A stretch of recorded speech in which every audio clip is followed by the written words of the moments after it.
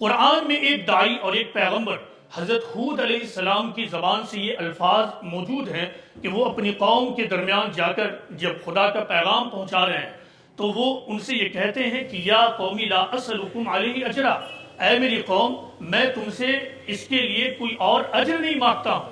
یعنی جو میں تمہارے درمیان کام کر رہا ہوں اس کا کوئی اجر نہیں ہے، میرا اجر تو اس کے پاس ہے جس نے مجھے پیدا کیا ہے، کیا تم سوچتے نہیں ہو؟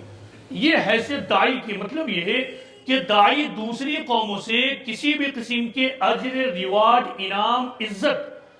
کی امید نہیں کرتا ہے، بلکہ اس قسم کی تمام چیزوں کا وہ مطالبہ کس سے کرتا ہے؟ وہ خود اللہ رب العالمین سے کرتا ہے، جس نے اسے پیدا کیا ہے اور جس نے اسے مسلمان میں اٹھایا اور جس نے مسلمان ہونے کی حیثیت سے اس کی یہ ذمہ داری طے کر دی کہ ختم نبوت کے بعد تمہاری حیثیت کیا ہے۔ تو وَكَذَلِكَ جَعَلْنَاكُمْ أُمَّةً وَسَطًا لِتَكُونُوا شُهَدَاءَ عَلَى النَّاسِ وَيَكُونَ الرَّسُولُ عَلَيْكُمْ شَهِيدًا، یعنی ہم نے تم کو امت وسط بنایا ہے۔ یہ اللہ تعالیٰ مسلمانوں سے کہہ رہے ہیں کہ ہم نے تم کو امت وسط بنایا ہے تاکہ تم لوگوں کے اوپر شہادت کا کام کرو اور رسول تمہارے اوپر شاہد ہوں اور گواہ بن جائیں۔ یہ مسلمانوں کی حیثیت خود اللہ رب العالمین نے بنائی ہے۔ اب اس اعتبار سے مسلمانوں کو جو کچھ مانگنا تھا دنیا کے لیے وہ خود اللہ رب العالمین سے مانگنا تھا، دوسری قوموں سے نہیں مانگنا تھا۔ لیکن بعد کے زمانے میں جب دوسری قوموں سے جھگڑے ہوئے، مختلف ملکوں میں آج کشمیر سے لے کر پیلسٹائن تک مسلمانوں کا دوسری قوموں سے قومی اور سیاسی جھگڑے ہیں،